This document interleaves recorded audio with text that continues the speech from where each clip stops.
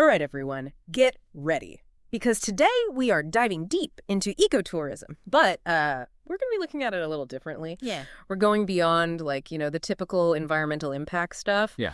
And going to be talking about some of the hidden dangers. Okay. Specifically those linked to disease transmission. Interesting. We're going to be looking at this article, Dangers of Ecotourism, Up Close and Infectious. Okay. So if you ever, thought about... that your dream vacation to see some amazing animals could actually be putting those animals at risk. Wow, that's a really good question. Yeah, let's find out. And, the answer may surprise you. Okay. Often we think about the dangers that, we face as travelers going to these exotic places. Yeah. We think about the diseases that we might catch. Totally. But, maybe we don't think as often about the other side of that coin. Right. The diseases that we might be carrying. Oh, interesting. Into these, fragile ecosystems. It's a two-way street. So it's not just us being, cautious about what we might pick up. It's Right. also about what we might be bringing. Exactly. Okay, so let's talk about this two-way street. Okay. This article mentions this anthropologist, Michael Muhlenbein, who's been, doing all this research for years. Yeah, he's a great researcher. So what's got you so interested in his findings?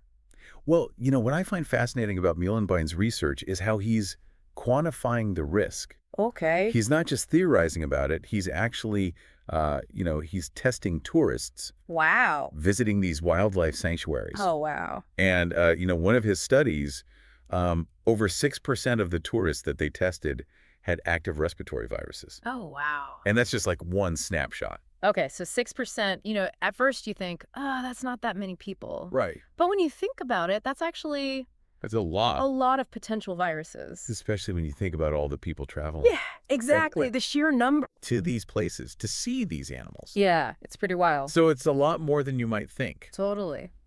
And, think about this. Something like a simple cold for us Right.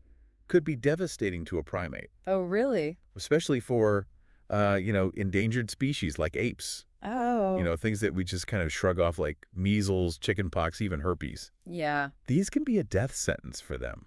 It's crazy to think about It is, isn't it? because, when we think about working with animals, like in a zoo, Right, right. they have all those precautions. Exactly. The masks, the gloves. All that stuff. But then we go out into, a rainforest. Yeah. And we're like, oh, it's fine to Well- get close to a wild primate. We don't even think twice. Yeah, it's like there's a disconnect there. Yeah, it's strange. It's interesting. And it's not just primates that are at risk. Oh, right. Muhlenbein's work has also expanded to include elephants who are susceptible to human tuberculosis Wow. and potentially even herpes viruses. So it's about protecting the animals from us, not just Absolutely. us from them. It's both. Okay. We need to keep both sides of that coin in mind. Okay, so this is where things get even more interesting. Okay. Muhlenbein also surveyed these tourists about their awareness of the risks. Oh, interesting. And what he found is actually a little bit alarming. What did you find? Well, he found that a lot of tourists, while they knew about the risks, Mhm. they still had this, urge to get close. Oh, really? Yeah, over half of them in some of these studies Wow. admitted they'd still touch a wild animal, Even though they knew they could be spreading diseases. even though they knew. Yeah, So they'd pet a wild monkey, even though they know I guess so. it's risky. I mean, I get it. Yeah. We're drawn to nature. Yeah. There's something about animals that makes us want to reach out Yeah. and connect. I think it's just that, it's that biophilia. Yes, Yeah. exactly. That instinct. It's like that deep-seated need to connect with the natural world. Yeah, exactly. But I guess sometimes that instinct can backfire, Right. especially when it, trumps our logic. Especially when we know better. Yeah. But we still can't help ourselves. It's like that example Muhlenbein gives about the rock hyraxes on Table Mountain. Oh, yeah, I remember that. All the signs everywhere that say, don't touch them, don't feed them. Right, but people do it anyway. But the tourists are petting the hyraxes, right in front of the signs. It's like they don't even see them. What's going on there?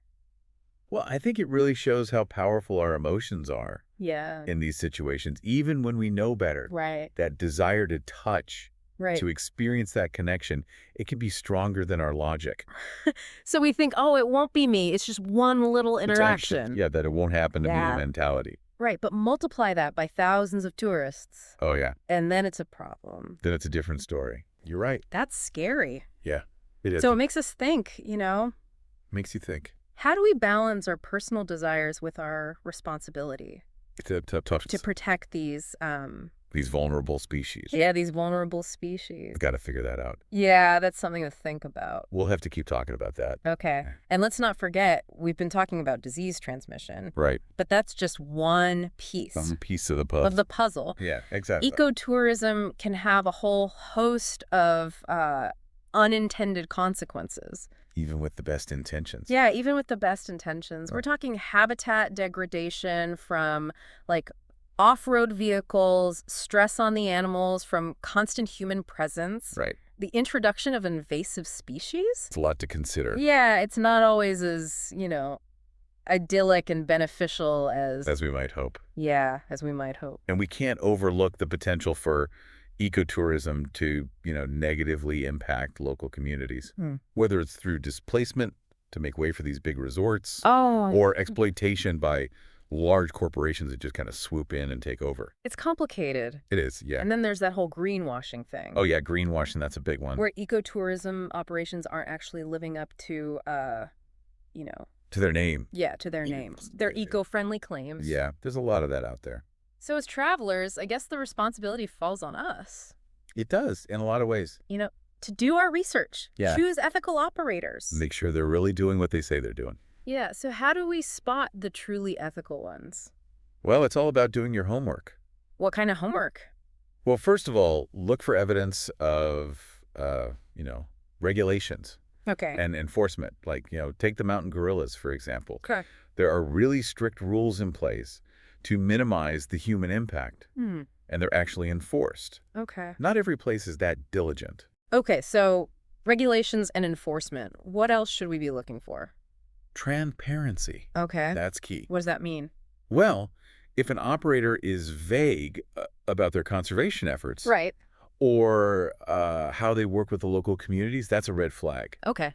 And don't be afraid to, reach out to them directly. Yeah. Ask questions. Yeah. A good operator will be happy to give you all the details. Okay, so be an informed consumer, be proactive, and dig a little deeper. Yeah, exactly. Don't just take things at face value. Don't just trust the pretty pictures. Yeah, exactly. Do your research. And don't be afraid to speak up. Yeah, if you see something that feels off. Yeah.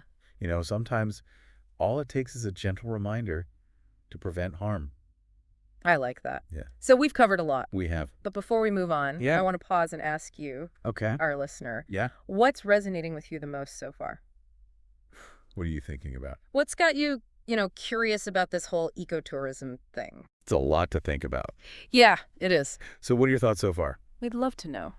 It's good to remember, that the whole point of ecotourism should be about benefiting both the environment and those local communities. Yeah.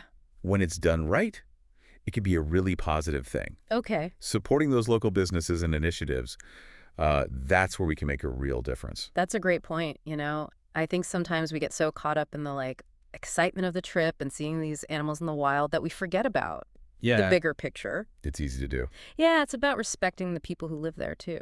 Absolutely. And that respect should extend to our own actions as travelers too. Okay. It's not just about picking the right tour operator. It's also about, holding ourselves accountable for how we behave during the trip. Yeah, you're so right. We can't just outsource the responsibility. Yeah. If we see someone getting too close to an animal or, ignoring local customs, we can't just stand by. We have to say something. Exactly. Silence is almost like agreeing with those actions. Okay.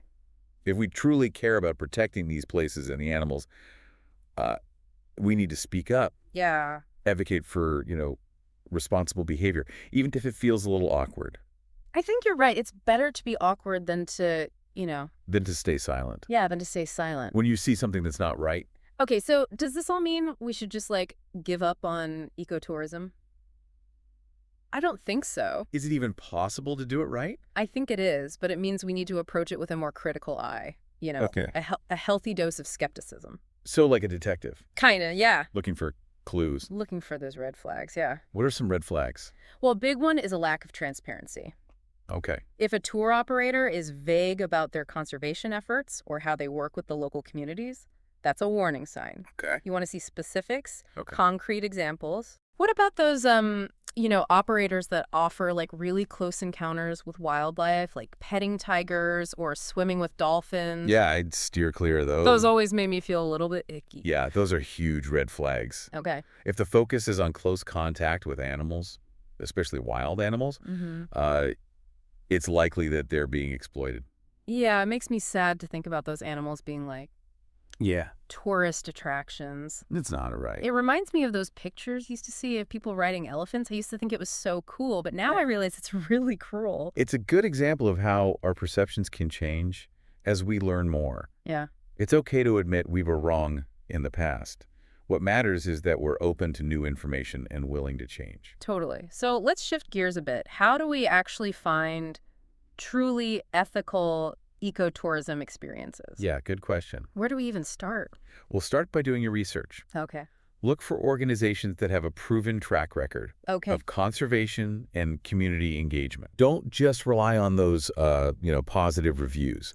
Dig deeper. Look for reviews that mention specifics about the operator's practices. Okay, get into the nitty-gritty. Exactly. And don't be afraid to reach out to the operator directly. Right. Ask them questions. Okay. If they're hesitant to give you information or seem defensive, that's another red flag.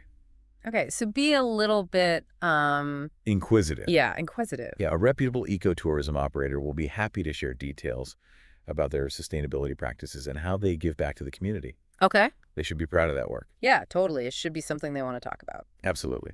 Something else I was thinking about, it seems like it's also important to choose experiences that are truly eco-friendly. Yeah. Like maybe choosing hiking or kayaking instead of those Jeep tours that might be damaging the ecosystem. That's a really good point. It's not just about the activity itself. Okay. It's about considering the environmental impact of the whole trip. Yeah. How are you getting there? Where are you staying? Right. All those choices matter. And it goes beyond just like minimizing our impact too. Right. Like maybe we should be thinking about how we can actively contribute to conservation. Yeah, how can we give back? Like donating to a local organization. That's a great idea. Or participating in a beach cleanup. Those are fantastic ideas. Yeah. Even small actions like that can make a difference. And it's not about being, a perfect ecotourist. Right. Nobody's perfect. Yeah, it's about being conscious and making an effort. Exactly. Just try your best. So much of this is about being present and observing and appreciating nature without feeling like we need to touch it or interact in a way that might be harmful. Yeah, a more hands-off approach. Yeah, I like that, a hands-off approach. Instead of trying to get a selfie with a sloth. Right. We should be advocating for more ethical ways to experience their world. Yeah. Maybe it's about investing in some really good binoculars. Okay. Or learning to identify bird songs. Yeah. There are lots of ways to appreciate nature without disturbing it. It makes me wonder, are there other ways to get that, that connection without actually touching? There are. Think about virtual reality. Oh, yeah. Those experiences are getting so realistic. Yeah. You can feel like you're right there in the rainforest without actually having to be physically present. That's amazing. It could be a game changer. Yeah. It lets us experience the wonder of nature. Yeah. Without the risks of transmitting diseases or disrupting the animals. Okay, so instead of getting close physically, maybe we should focus on getting close virtually. Yeah. Or through observation. Exactly. Like a new kind of ecotourism. I like that. A new way of thinking about it. Yeah, it's pretty cool. It is. It's exciting to think about the possibilities. This whole conversation is really making me rethink my approach to travel. That's great to hear. Yeah, it's been really eye-opening. That virtual ecotourism thing you're talking about, that is so cool. Right. I'm like picturing... I put on a VR headset and suddenly I'm swimming with whale sharks. Yeah. Or tracking gorillas. It's pretty amazing. All from my couch. And it's only going to get better, Who knows what kind of amazing virtual experiences will be possible in the future. Yeah. Maybe we'll be able to see the world from an elephant's perspective. Wow. Or fly with a flock of birds. I'm getting chills just thinking about it. I know, it's exciting. Okay, but let's, come back down to earth for a second. We've been talking about the risks and the red flags and all these ethical dilemmas. Right. So how do we make sure our good intentions actually, turn into positive impacts? Well, that's where informed action comes in. Okay. It's not enough to just feel bad about the potential harms of ecotourism, Right. We need to actually do something. So it's not just about changing our own travel habit. Yeah. It's about doing something bigger. Exactly. And that action can take a lot of different forms. Yeah. It could be supporting organizations working to protect endangered species. Okay. Or advocating for stricter rules for ecotourism operations. Got it. It could be educating ourselves and others about responsible travel, having conversations, raising awareness. Those things all make a difference. Yeah, it's like those choices we make as travelers. Exactly. They have power. They do. And we need to use that power responsibly. I like that. Using our power responsibly. And remember, every journey is a chance to learn and grow, right? Absolutely. No one's perfect. We're all going to make mistakes. Yeah, of course. The important thing is to be open to feedback, Yeah. Adjust course if you need to. Be willing to change. And never stop trying to do better. That's great advice. Thank you. You mentioned earlier about that psychological thing, Yeah. that disconnect between knowing the risks and still wanting to touch a wild animal. It's a tough one. It is. It's like we're hardwired to want to pet and cuddle animals. Even when it's not good for them. Even when we know better. So how do we overcome that? I think mindfulness is key. We need to be aware of our own biases and impulses Okay. and really make a conscious effort to resist those urges. To not engage in harmful behavior. Exactly. It's about being present in the moment, Yeah. but also setting boundaries. Oh, okay. You can appreciate the beauty of nature without actually having to touch it. Right. Or hold it or feed it. Exactly. It's Yeah. about respecting their space and their wildness. It's a delicate balance, isn't it? It is big. Between wanting to experience nature and protecting it. Finding that balance requires, constant reflection, Okay. education, and a willingness to challenge our own assumptions. I think it's also about shifting our perspective a bit, Yeah. Instead of looking at ecotourism as like a way to conquer nature, Right. we should approach it with humility I love that. and reverence. That's beautiful. So as we wrap up this deep dive, Yeah. what's the one key takeaway we want our listeners to think about as they plan their next trip? I would say travel with intention. Be mindful. Okay. Be curious. And be respectful. Be respectful. Do your research, choose ethical operators, and speak up for responsible behavior. And remember, we're not just tourists, we're guests in these amazing ecosystems. That's right. And we have a responsibility to leave things better than we found them. Well said. Safe travels, everyone. And remember, Every journey is a chance to make a difference. absolutely.